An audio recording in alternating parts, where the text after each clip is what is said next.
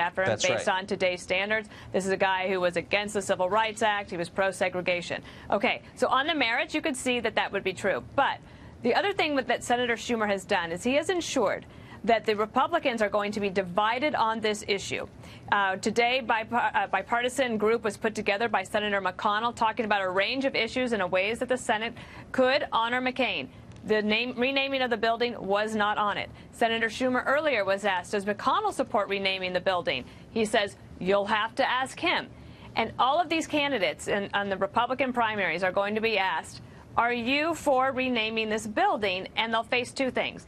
One, it's a distraction. They'd rather talk about the accomplishments of the Trump administration and the Republican Congress. But number two, it ensures that the members of Congress and the senators, do you think that they want to get on the record talking about this when President Trump is watching? You just heard Ed Henry's report. One tweet from President Trump can make a huge difference, and you can win by 27 points in a primary. No, it's a totally fair point. I wonder, just as a matter of justice, there was one member of the House who 10 years ago compared John McCain to George Wallace and tried to tie him to the 1963 Birmingham church bombings that killed those little girls.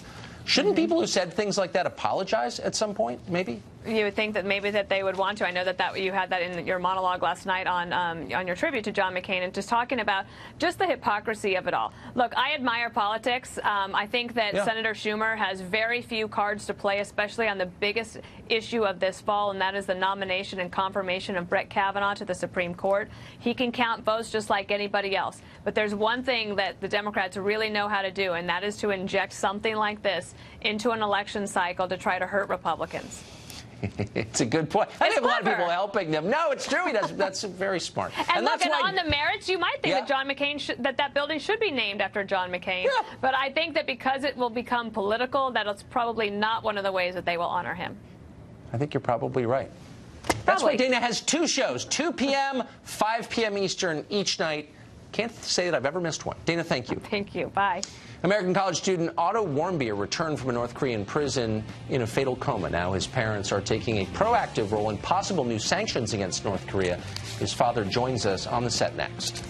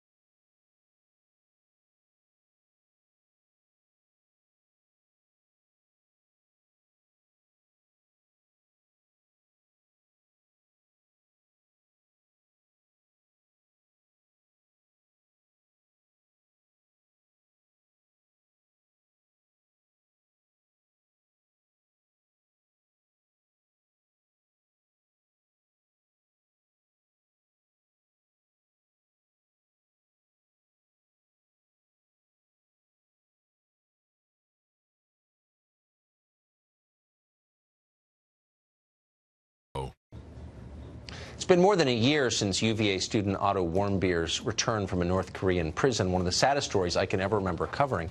Now, Otto's parents are trying to honor his legacy by working with Congress to get additional sanctions against North Korea. Fred Warmbier, his father, joins us tonight. Fred, it's great to see you. Thank you. What would these sanctions do? Okay.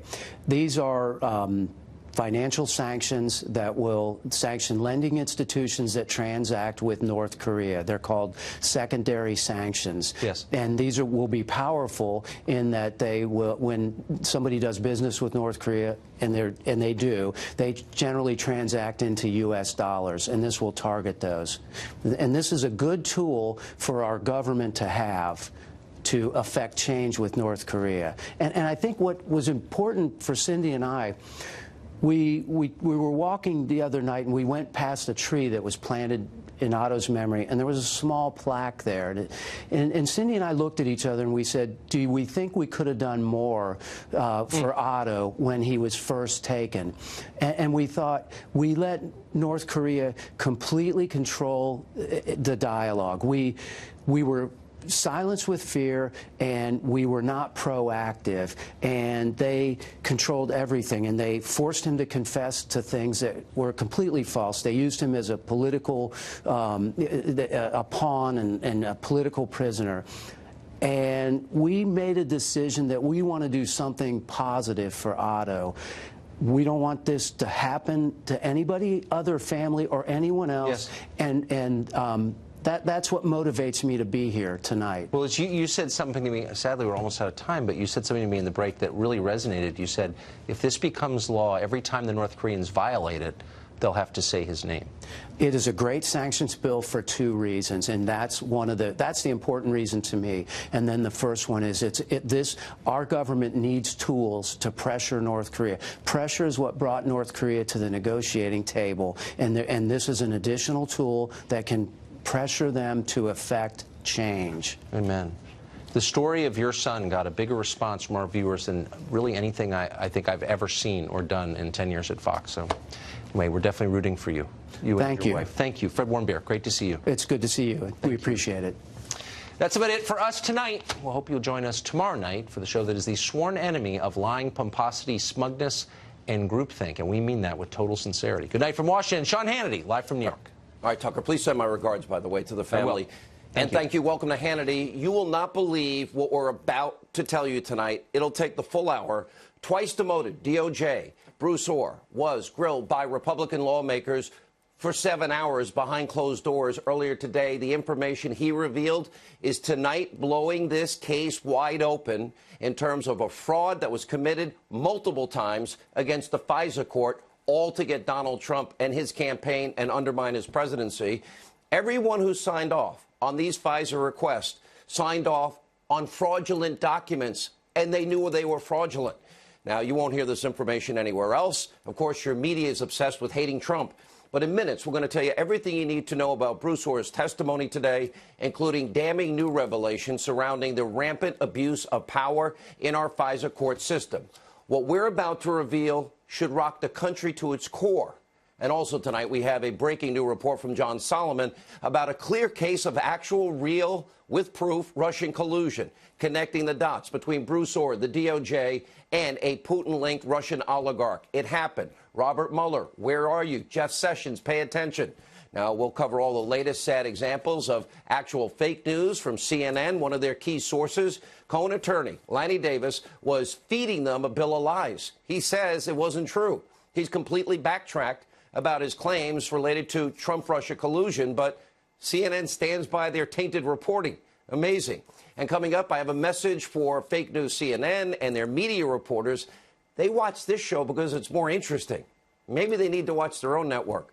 And a strong new economic indicator, more evidence that the economy is just blowing it through the roof. All of that, plus we are tracking primary races in multiple states. Now, just moments ago, it was announced that Fox News is projecting that Trump ally Ron DeSantis will win the Republican primary for Florida governor, and Fox News is projecting that Governor Rick Scott, who's done a great job in Florida, he will win the GOP Senate primary, and he will be going up against Bill Nelson. We'll bring you the results as we have them.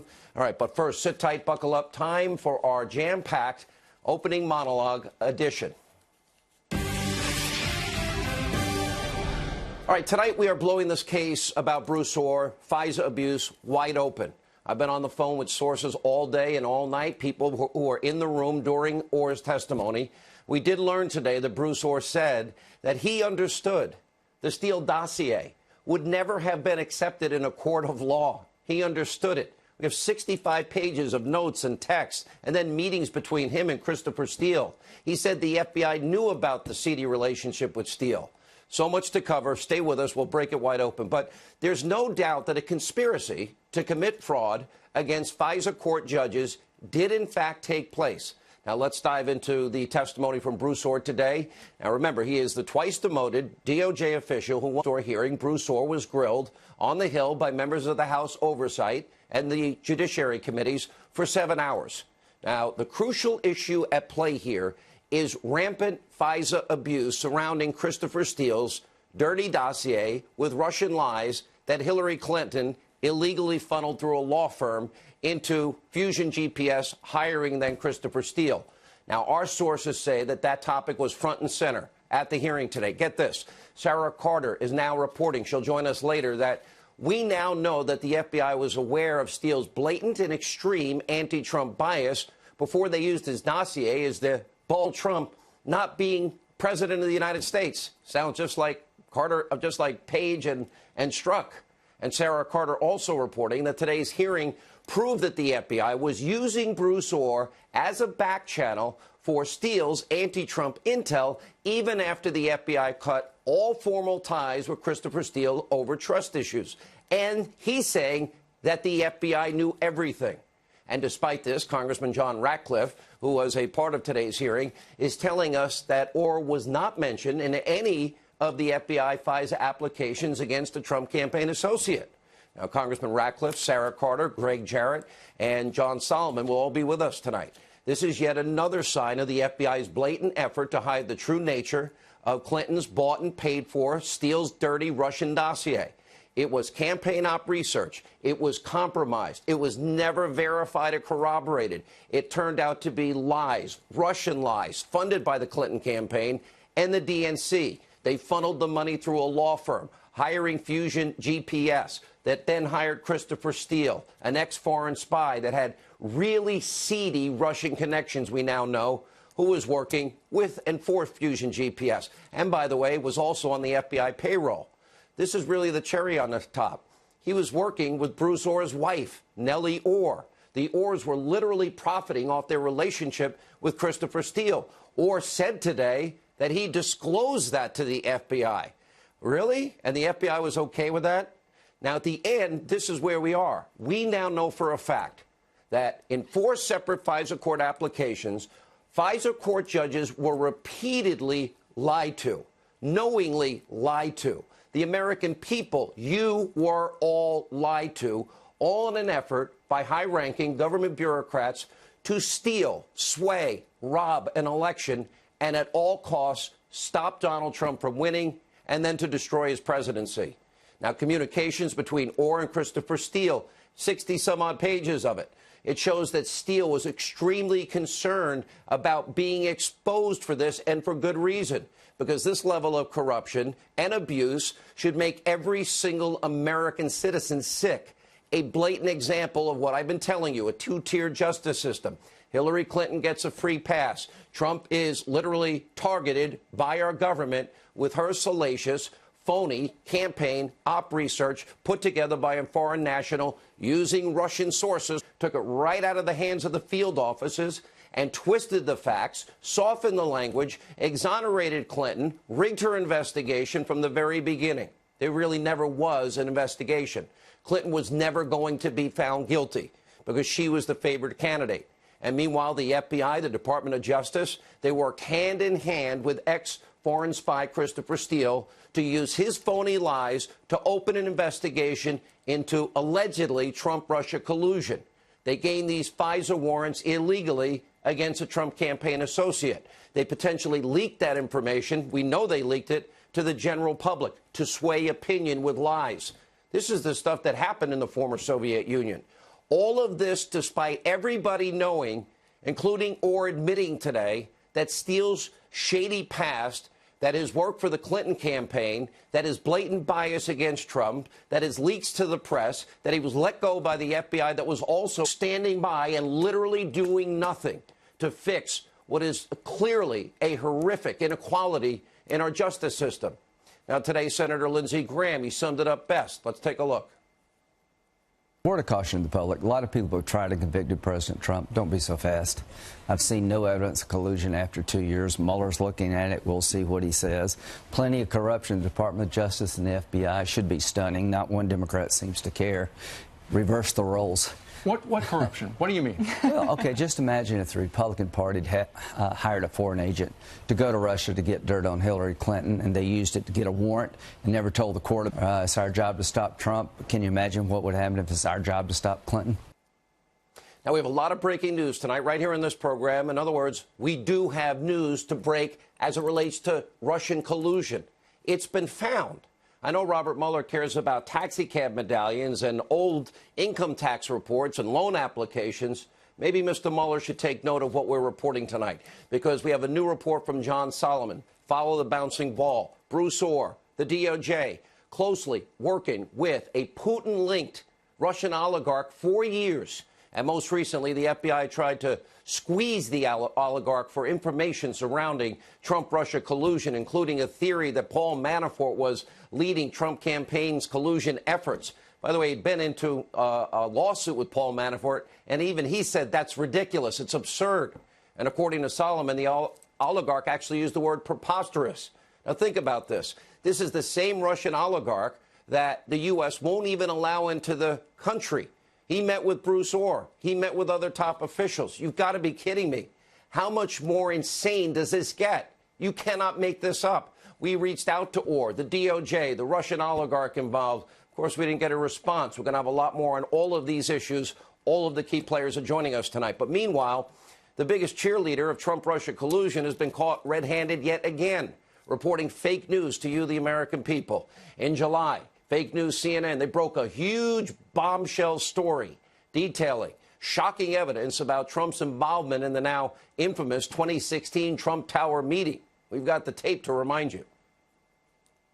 Well, Chris, tonight, sources with knowledge tell myself and Carl that Michael Cohen claims that then-candidate Donald Trump knew in advance about the June 2016 meeting in Trump Tower in which Russians were expected to offer his campaign dirt on Hillary Clinton. Crucially, these sources tell us that Cohen is willing to make that assertion to the special counsel, Robert Mueller. It's very, very significant because the president has denied any foreknowledge of this event, and this meeting goes to the question of intent to collude. You've been saying for a year that we need to follow the money, follow the lies, and figure out this cover-up. So how did you do it in this case? Talk us about how you got this reporting. Well, I talked to sources. Cohen was saying that Donald Trump, the candidate for president of the United States at the time, had authorized the go-ahead for that meeting to take place with his son. More Humpty Dumpty CNN fake news. And according to BuzzFeed, one of the unnamed sources in the report was Cohen attorney Lanny Davis. He's now completely backtracking on his claims to fake news CNN. He says that his client, in fact, does not have information of Trump's knowledge of the 2016 Trump Tower meeting. He's saying that CNN's anonymous sources, including himself, we were wrong. And after all, Michael Cohen testified under oath. This is all coming out, that he had no knowledge of Trump's involvement in that meeting or anything else. And we also have a new wrinkle in the story. When CNN published their, quote, bombshell report, they wrote that Lanny Davis declined to comment in an article where he was the primary source. That's fake news at its worst. Now, tonight, CNN is actually, laughably, standing by that horribly flawed story. Spokesperson even said to us they are confident in their phony reporting. It seems like a perfect story for some members, media reporters at CNN, but I guess they're probably too busy watching this show every night because they can't even watch their fake news network and their own terrible reporting that comes from them every day. Now, the debacle surrounding Lanny Davis is just the latest in a long line of faulty reporting from fake news CNN. 2017, 3 CNN employees resigned after a fake story about our friend Anthony Scaramucci. A few months later, CNN was slammed and publicly embarrassed over a fake report about Donald Trump Jr. And let's never forget CNN's fake reporting over President Trump. Remember when he was with the Japanese prime minister and they were feeding the fish? Now, since the very moment Donald Trump announced his run for office, CNN has been blinded by their hatred. And now, while the network ramps up this crazy rhetoric and faulty reporting to destroy the president, the country's actually improving by leaps and bounds. Stock market breaking new records. We're seeing historic low levels of unemployment in 14 states. African Americans, Hispanic Americans, women in the workforce, youth unemployment, a 52-year low. And now we have more great news that they'll never report. Consumer confidence today closing at an 18-year high. So much more good news to report on the economic front. We'll get to all of that. Joining us now, more information on Bruce Orr's testimony. He is Texas Congressman John Ratcliffe, and from the Hill, John Solomon. We'll start with you, Congressman. Let us talk about what we learned today. Is it true? Did Bruce Orr ever testify before Robert Mueller? Did that come up today? It did come up, Sean. I have to be careful. I know your viewers want information, but there's a confidentiality agreement. But you have good sources. I listened to your monologue, and you're on track with respect to. Well, I heard he never testified to Robert Mueller, and you're smiling, so I'm guessing that's a good guess. Now, John, wouldn't that mean a lot if he didn't testify before Mueller, considering what we have 60 some odd pages of notes, all the meetings, and the fact that he said under testimony today that in fact this Steele dossier could never be used in a court of law, but it was used as the basis for a FISA warrant to get FISA court approval on spying on Americans?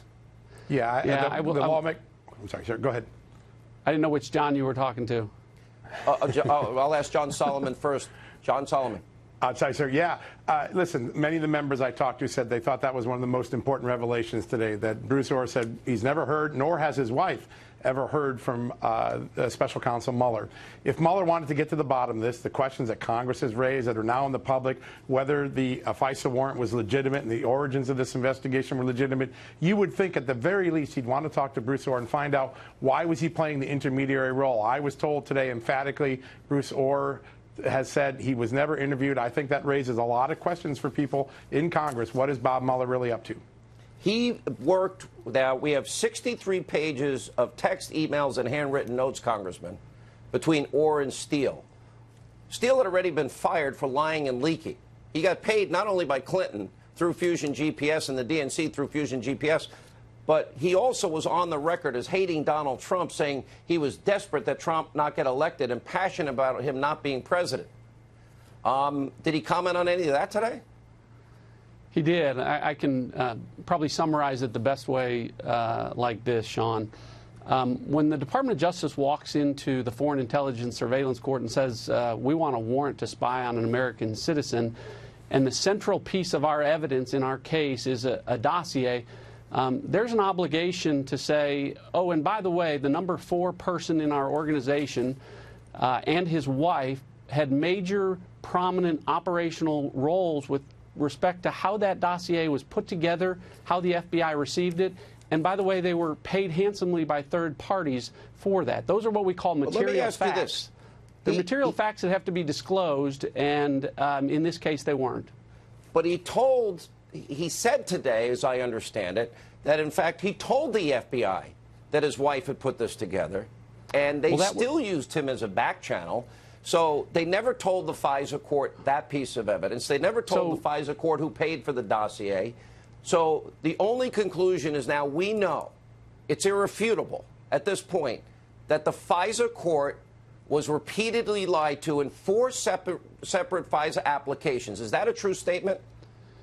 Well, here's what he said, or here's what I can tell you about his testimony today. My real question walking in, Sean, was what did the FBI and the Department of Justice know about Bruce Orr and his wife? The FBI knew, I'm told. His testimony today was that he gave us a list of a half a dozen senior FBI and Department of Justice officials that he told of his involvement, his wife's involvement, all of the details of their interactions with Christopher Steele, with Glenn Simpson, with the payment.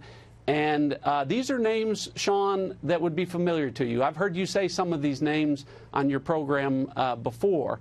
And I can tell you, as someone that has reviewed the FISA applications, the unredacted versions, I can't talk about what's in there, but I can tell you what's not in there. And what's not in there is any information about Nellie and Bruce Orr. Well, so basically, I want to go back to my question, though.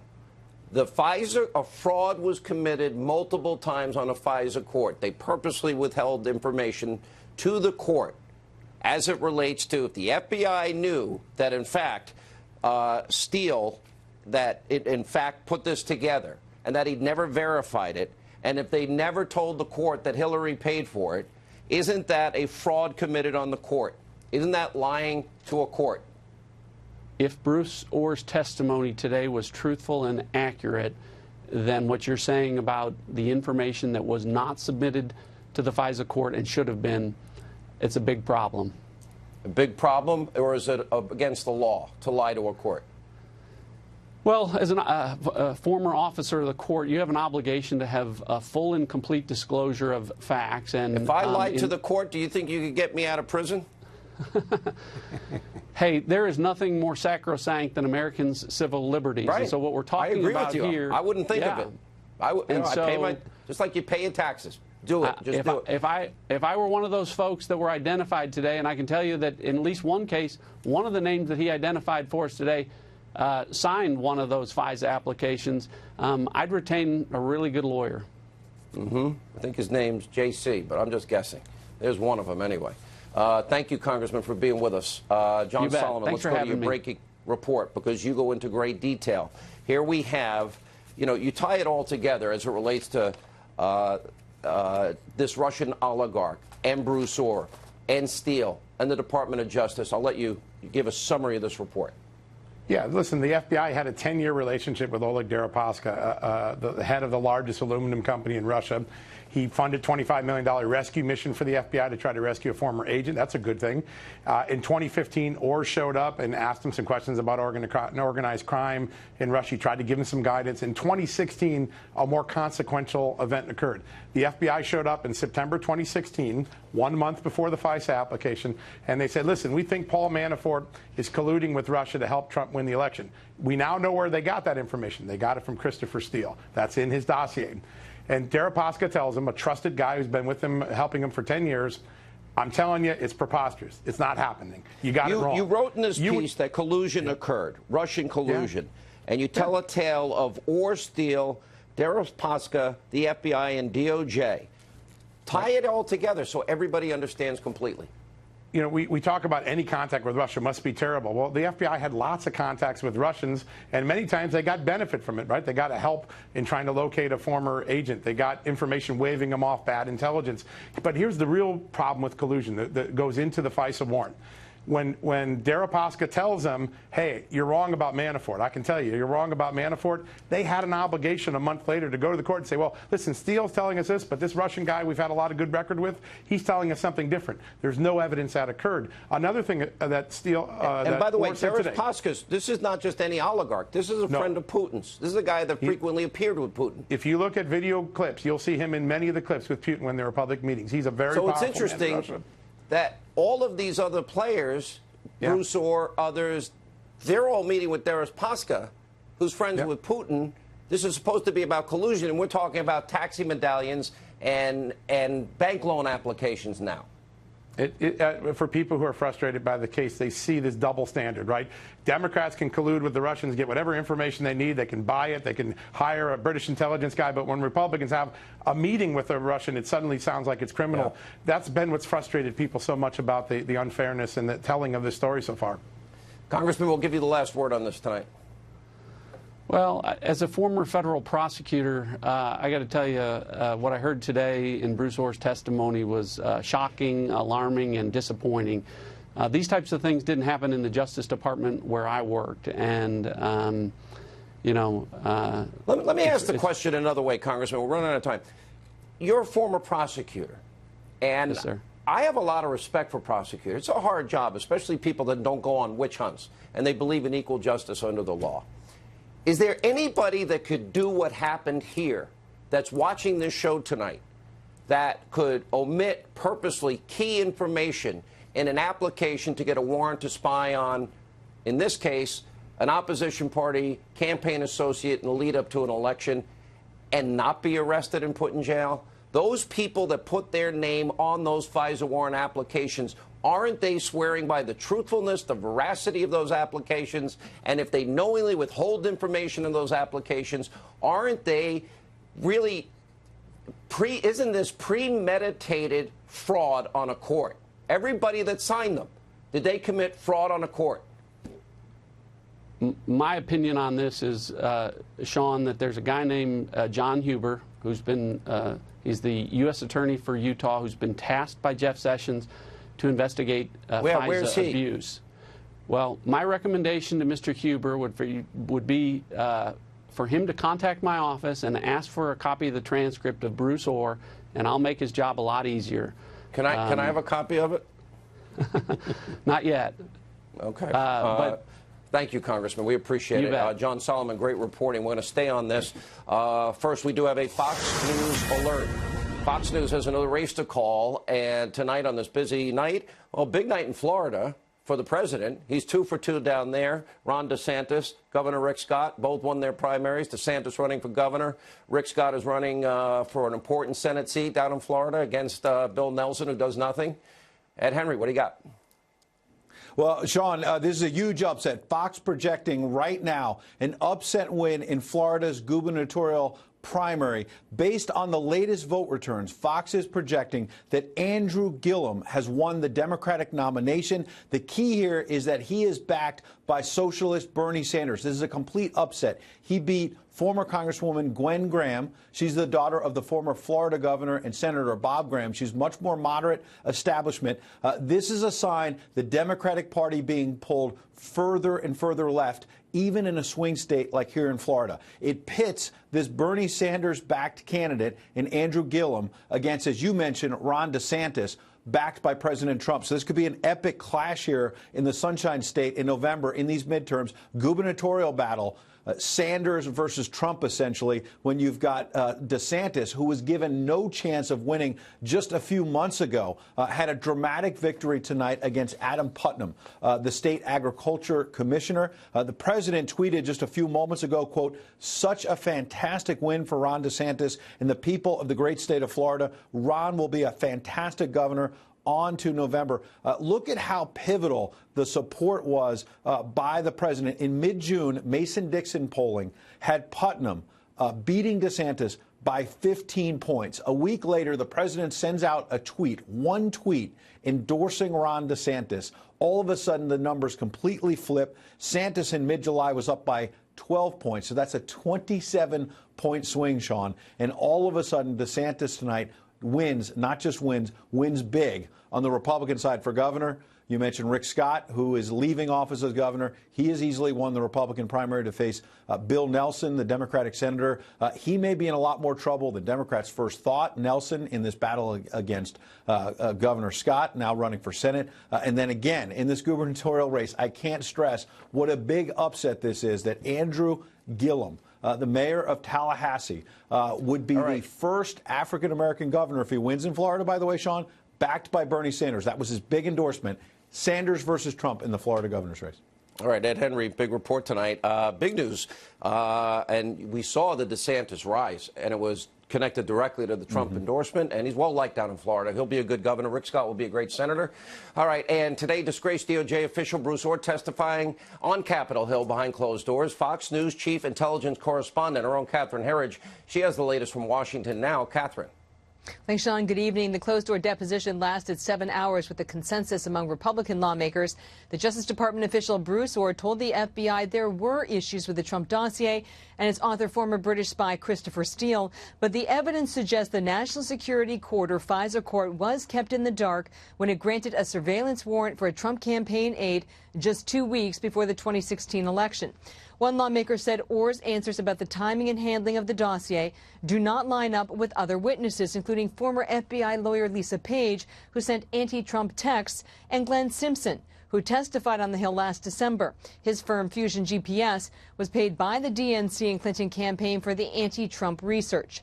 With more than 2 decades of government experience, Orr's portfolio at the Justice Department was gangs and drugs, not Russia, but in 2016, documents show Orr became the back channel between the FBI officials and Steele after the Bureau fired him as a confidential source. Earlier today, Orr ignored my questions. Mr. Orr, who authorized your contact with the FBI?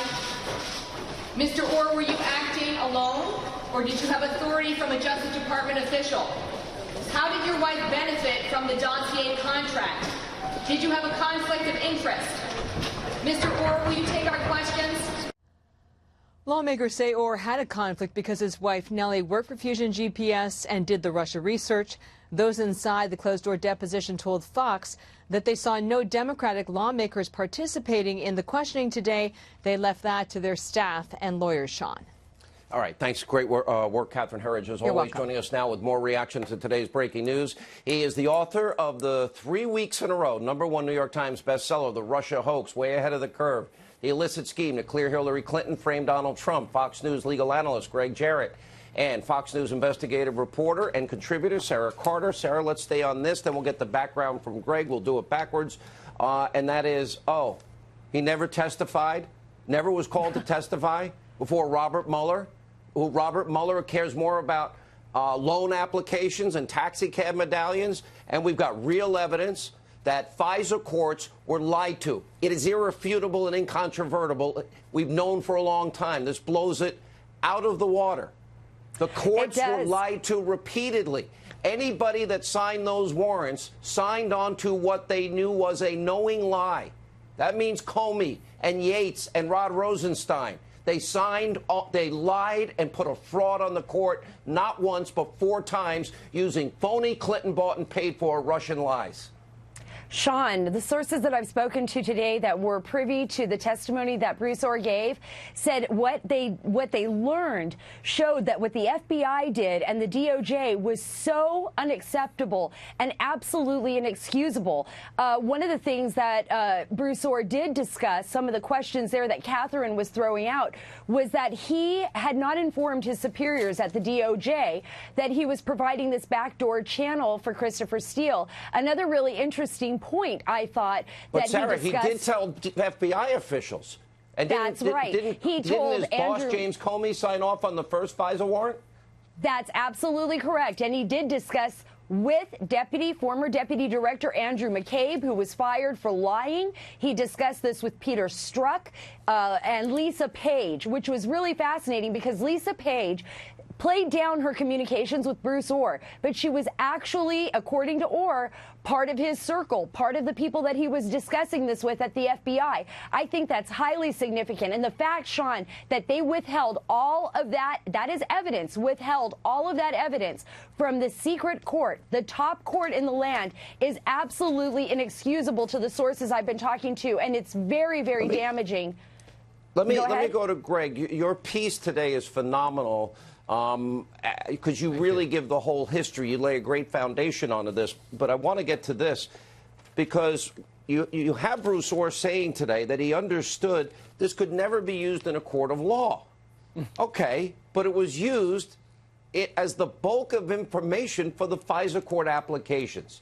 Now, if he understood that, and I guess his wife understood, then why was he still trying to reach 65 pages of notes, text, emails, messages, hope the firewalls hold, I hope we don't get exposed?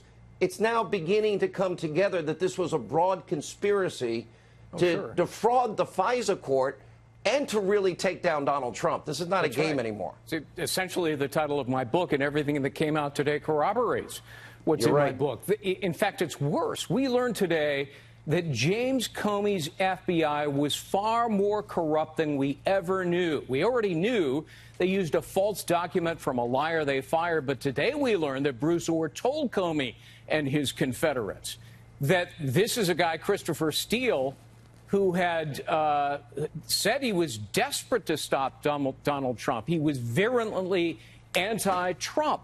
They should have stopped right there in their tracks, said goodbye to Steele, thrown his dossier in the garbage, but they didn't care. They moved ahead to launch this dilating investigation of Trump to damage him and to spy on a Trump associate. These people should be prosecuted for obstruction of justice, for perjury, abuse of power, and about 3 other felonies I can think of. The law enforcers became the lawbreakers. And where's the FISA court? Why aren't these judges holding these people in criminal contempt? Why isn't Jeff Sessions moving swiftly to prosecute these people with indictments? Orr is admitting today, Greg, he's admitting that, well, we already knew that Steele didn't even stand by his own dossier. That was in your column today. We've mentioned it many times. Oh, no, I don't know if any of this is true. But he was desperate that Trump not get elected, passionate about him not being president. But they still used it. Yes. That's the point. Oh, it's a fraud on the court to use it that way. Isn't that a crime, Greg? Could you get me out of jail for that? It's a myriad. It's 6 different felonies, as I outline in my book. And it's a fraud based on Russian lies bought and paid for by Hillary. And they knew they were going to get caught, which is why they continued to try to verify the dossier. Even after they used it, they were trying to cure their illegal conduct. By the way, and didn't Rod Rosenstein sign off on the 3rd renewal application, Sarah? So that explains why Rosenstein is knee-deep in obstructing Congress by withholding documents. Sarah. Sean, you know, look at this. They used the dossier, not only through the court system, they withheld that information, but then later, James Clapper, John Brennan, the briefing that they gave to then President-elect Trump, where we know the information from the dossier was then leaked to CNN, suspectedly by by Clapper himself, according to congressional members that are investigating this. So not only did they know the dossier wasn't valid, but they continued to use the dossier to pump out disinformation on President-elect Trump and President Trump. This is serious. These are serious crimes to the FISC court. And what they have done is present a disinformation campaign against an administration where the only people that appear to have been collaborating with the Russians were the people that were involved in this. Fusion GPS, the Hillary Clinton campaign, and all the other people that were involved in collecting information. All right, guys, great work tonight, both of you. Both your articles on Hannity.com, FoxNews.com, SarahACarter.com. We have a lot of news this week. Pretty amazing day. Thank you both. When we come back, Joe DeGeneva, Mark Penn on Alan Dershowitz's warning Robert Mueller's gearing up to subpoena Donald Trump. That and more straight ahead.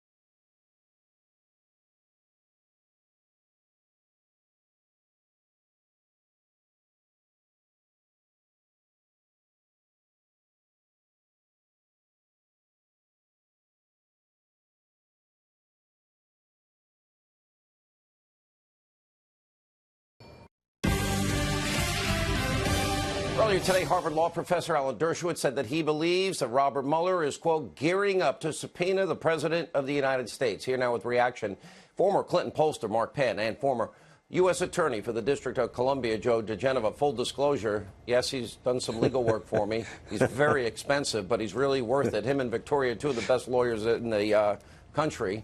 And he did come to my Christmas party. Mark Penn will be invited next year. But, I'm watching all the developments today. And I think probably Dershowitz is right. I think Mueller wants to do it. He's following taxi cab medallions and loan applications. We've got FISA courts literally lied to with Russian propaganda. The American people, Russian lies perpetrated in this last election cycle. He has no interest in any of this. Can you believe we learned today that Bruce Orr was never called before Mueller? Mueller's not serious about any real Russia collusion. Joe DeGenova? What we know is that Bruce Orr also, we just learned, was not interviewed by Mr. Huber out in Utah, who allegedly is investigating all of the FISA abuse and the unmasking. Sean, if Mr. Mueller wants to subpoena the president, he can certainly try, but he's going to lose, and the reason is very simple. The special counsel has already interviewed the president's lawyer, Mr. McGahn, for 30 hours. Anything that he learned from him, that's the president's knowledge. The president, therefore, under the law, is not readily available. He's under no obligation to testify. And if Mr. Mueller pursues a subpoena, he's going to lose it in the Supreme Court because he already has all the information he needs. And then there's one more very important thing.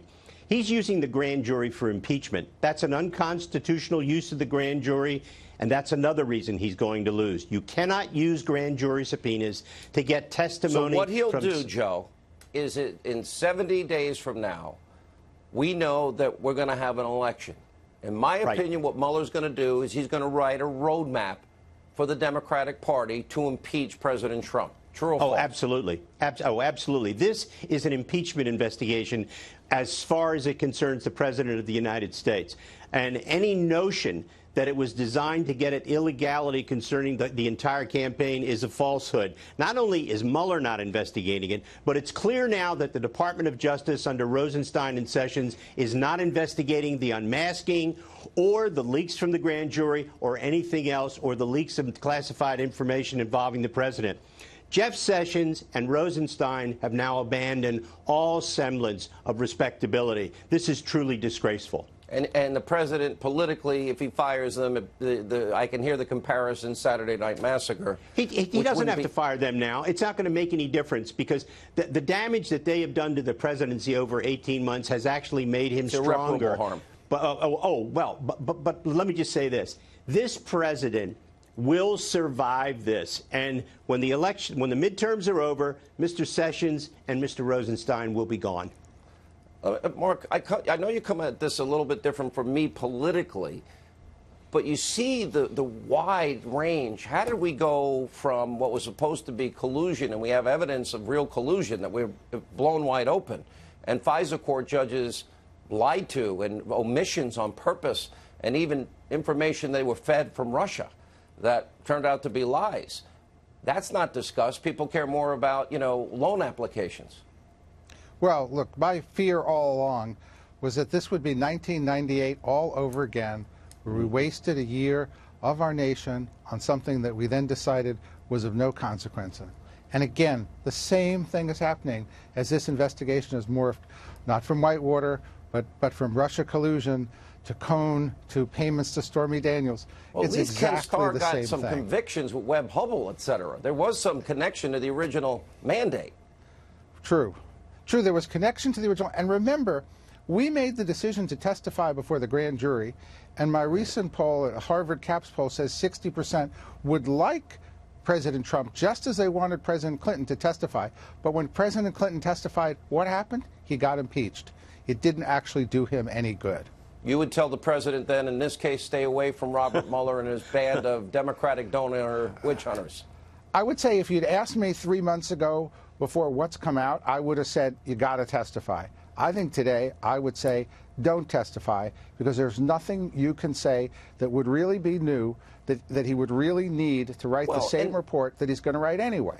And we know that, let's say Don McGahn testifies for 30 hours. Whoever made that decision doesn't make sense to me, but maybe in the end it was the right one.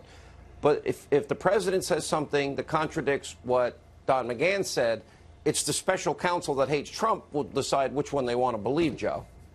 Well, there's no doubt whatsoever that the Mueller investigation has lost all credibility, all semblance of objectivity and fairness. It is now abundantly clear, since he is not interested in any of the violations of the law from the Obama administration, DOJ, and FBI, since Bruce Ohr hasn't even been interviewed by him, it's very, very obvious that Mueller's is a get Trump operation, impeach Trump operation, and therefore it is completely out of control and is entitled to no respect whatsoever. Last word, Mark Penn. Look, I think there's no question that if the Democrats win, right now we're headed for the same thing in 1998, and I wish we could avoid it by getting to the bottom of what really happened to the FBI and CIA and blow this thing over. I know how we can avoid it. Don't vote for Democrats, because that's what the agenda is. I'm not going to agree with you on that one, Sean. But let's vote. They want to impeach. Let's vote for nothing Democrats. in there. There's nothing that they want to do that's going to help the men and women of this country. They want their crumbs back. They want open borders. They want to keep Obamacare, and they want to impeach the president and end the investigation into the biggest abuse of power ever. Not a good scenario. Not going to help anybody. I want to see some moderate Democrats, Sean. That's all right. We still like you. When we come back, Ari Fleischer, Dan Bongino, they'll weigh in on CNN fake news botched report on Trump-Russia collusion. Stay with us.